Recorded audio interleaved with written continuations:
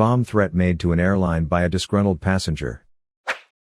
People who work for social media companies that reviews the community reports.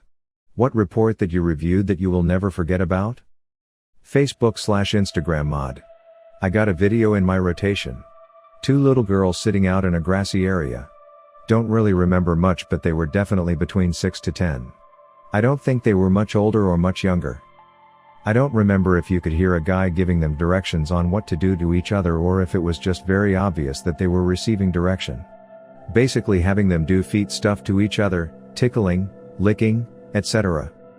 It was very subtle because I remember having to ask if I could mark it for child porn. We get docked points in our monthly score if we marked content incorrectly. It was obviously CP to me, and it was obvious it would lead up to more, but guidelines are very black and white and content has to meet very specific criteria. However, this video was trying to be passed off as silly kids just playing with each other. I don't know how to explain it, it was just super creepy. I had one person say they were just being silly, but another supervisor sided with me and told her it was very obviously child porn. I ended up escalating the video for child porn. I don't know what happens after that, since I think it goes to a company that deals with this content. Nothing explicitly happened in the video, but it was just so disturbing and made me wonder what situation these girls were in. Other than that, it was mostly people getting chopped up by cartels, prostitutes, guys getting fisted elbow deep, a guy chopping up his own dick, surgeons removing a giant dildo out of a guy's ass, people being dismembered after a car crash, guys killing each other, heads chopped off, more prostitutes, drugs, people trying to sell or buy exotic animals, more porn, girls calling each other whores, people torturing and or killing animals. I worked in the Latin American market. I hear it was much duller on the North American side of the office across the hall.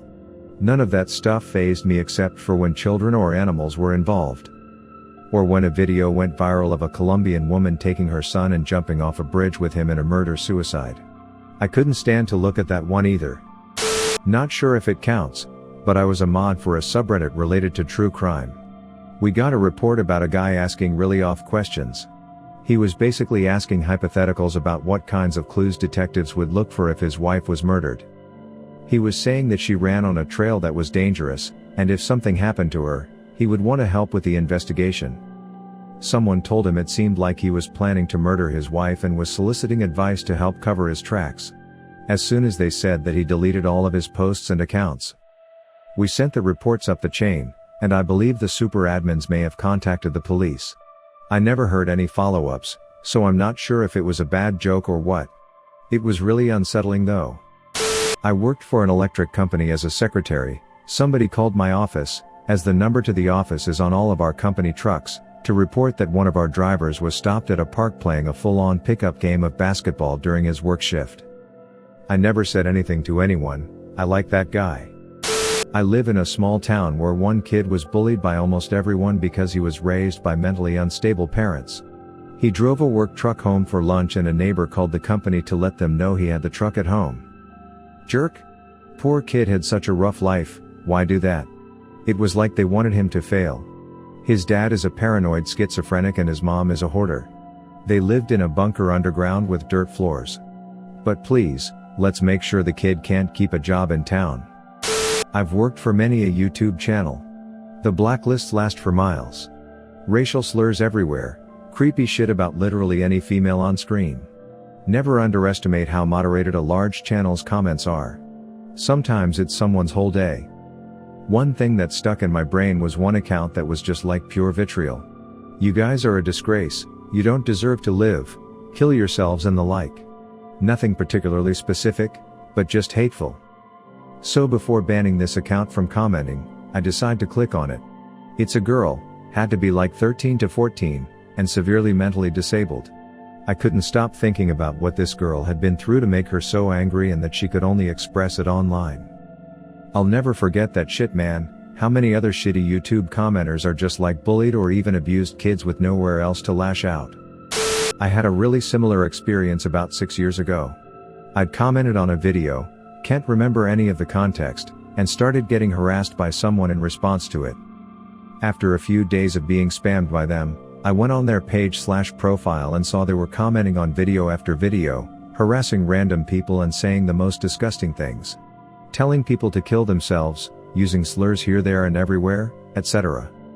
I also saw that she was a girl in her early teens, whose only video was of her looking very overweight and unkempt, smearing her shit all over a bathroom wall in what appeared to be someone's home. I was aware that children smearing their feces is an indication of some kind of trauma response/mental illness, and given her online behavior, I was convinced this was a very troubled child who needed help, not the online abuse she was, understandably, getting in response to her comments. I sent her a message saying it seemed like she was having a hard time, that I wasn't angry with her, and I hoped she could find someone to talk to. She never replied, but she did stop harassing me.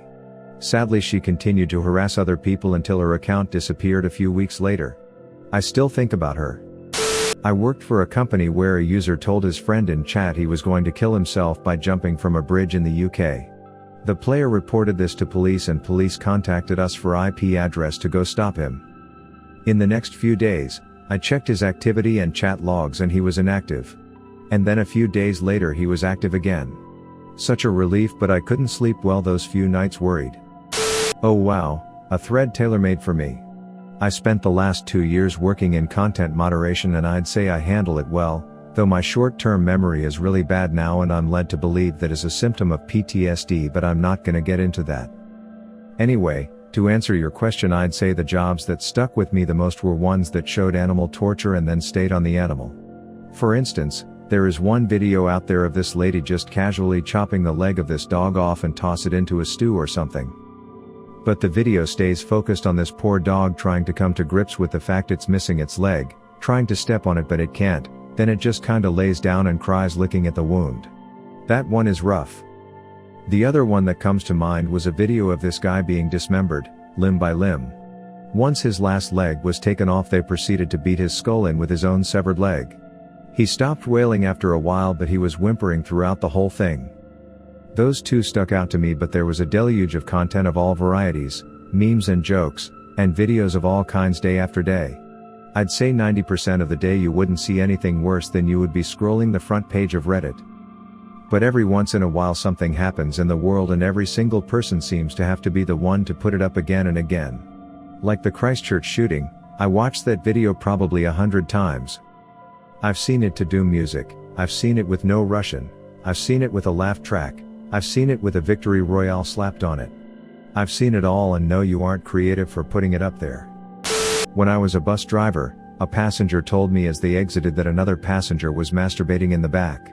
In addition to the alleged masturbate having severe autism, I didn't get paid enough to deal with that, so I hit a speed bump at 30 miles per hour and the problem solved itself. I was a mod on a page 13 forum 15 years ago or so. People would leave the site by providing. I had heard about hentai but had never seen it. There were tentacles places I'm sure they shouldn't have been. Except it wasn't anime/drawn. Photoshopped. God, I hope to hell it was photoshopped. There is a dude posting child porn on Instagram. It's been up for a week and hasn't been taken down and has like 18k comments on it. I don't understand how the algorithms haven't kicked in and taken his posts down, or someone hasn't manually flagged his profile for removal. Thousands of people have reported him at this point. Not a mod, but when I was like 17, 18, a dude shot himself in a group video chat for no reason, and I was contacted by that dude's city's police department a couple of days later. To this day I have no idea how they got my cell phone number or email address. There was no two-step verification on that website, there wasn't even forced signing up, you could just pick a random username and join a chat room without making any account. I was in TinyChat. It was a website where people could make video chat rooms with like up to 10 people streaming at a time. You could also have one-to-one private video chats, and it also had a chat box where hundreds of people could join. Anyways, I was in one of the more popular rooms one night, and for the first time ever I got to be in the streaming feed. Spaces were usually always occupied, and that night there was this dude, couldn't have been older than 20. That was tripping balls on Sherm, marijuana laced with PCP, and he was talking about how his father beat him up and kicked him out of the house for sleeping with his stepsister, that he says he was in love with before their parents married.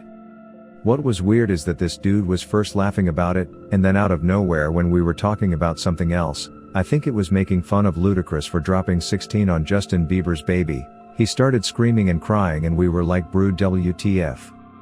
And you could mute the sound of anybody so that you wouldn't hear it yourself." So we agreed to all mute his sound but leave his video because it was interesting seeing the dude go ape shit with no sound.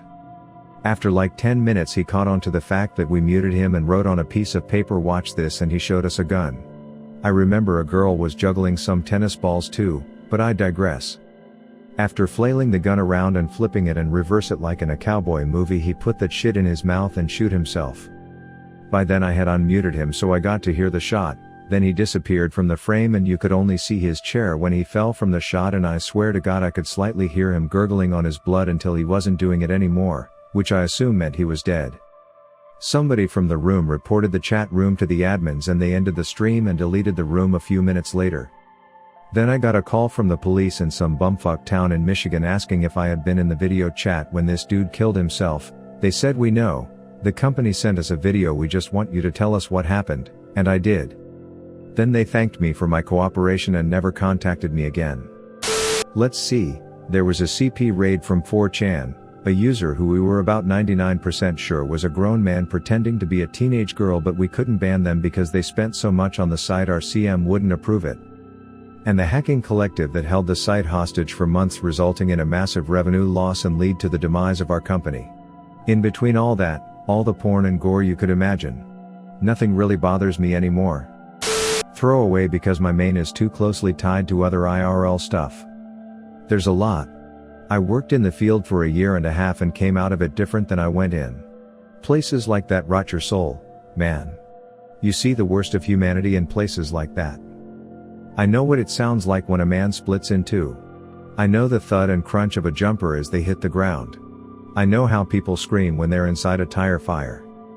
The worst thing though, I was an SME and one of the people working just got up and ran sobbing. Didn't go and turn off her computer, so I had to finish the job.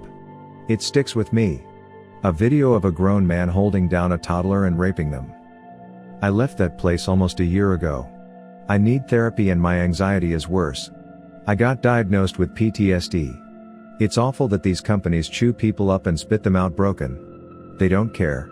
More desperate people in need of healthcare and 15 an hour will come. I have a lot of friends who do content moderation. Probably the worst they've seen are beheadings and incredibly disturbing porn, and they were barely early 20s when they started doing that work. It's rough. Some people in content moderation get PTSD from it and they're paid shit wages by the social media companies. As mentioned already, Facebook and other bigger companies outsource some of the work, but not all, to companies in the Philippines, which really disturbs me. Nobody should take a sanitized internet for granted, because it's 99% likely a human had to look through that trash first.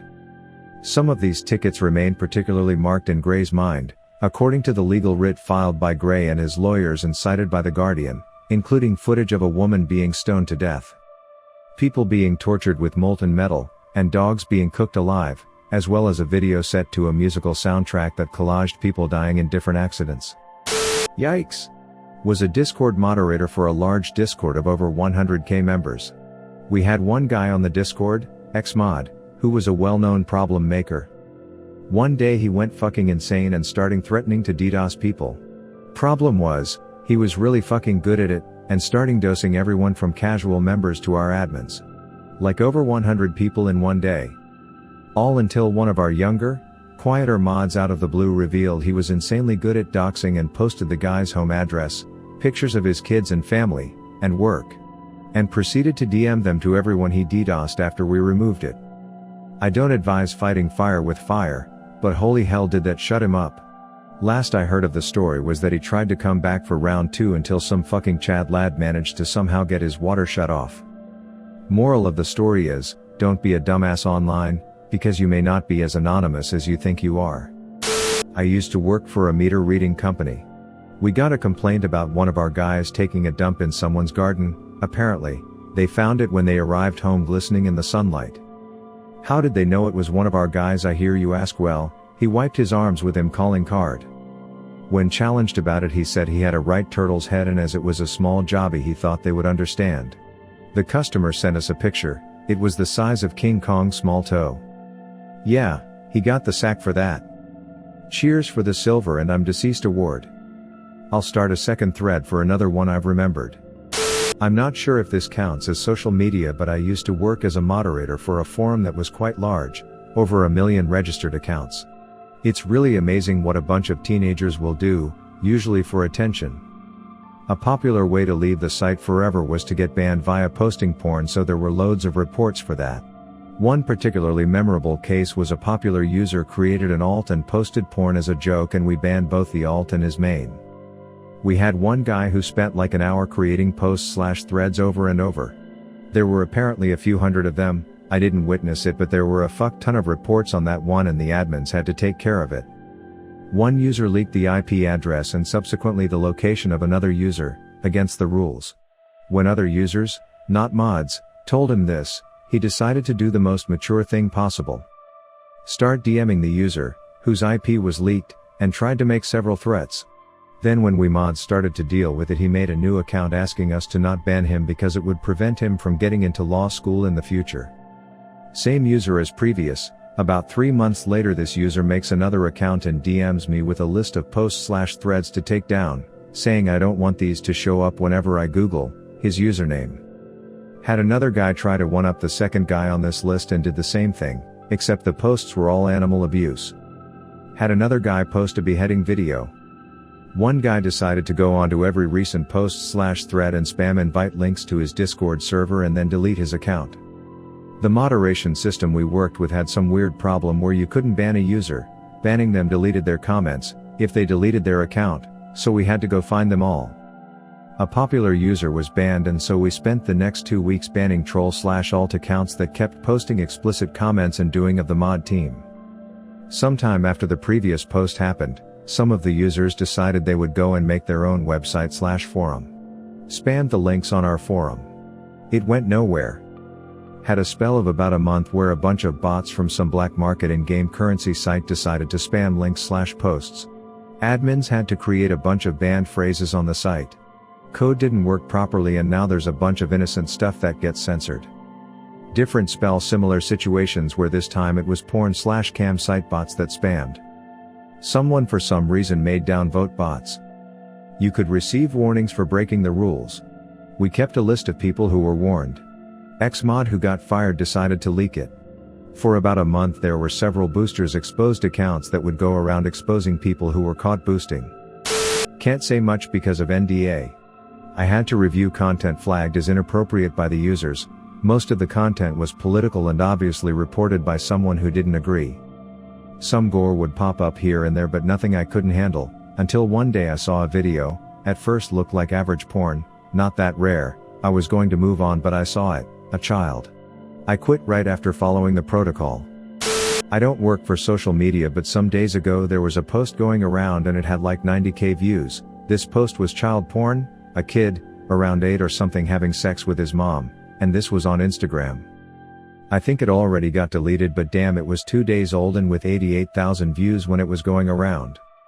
I was a mod for a dating website about 10 years ago.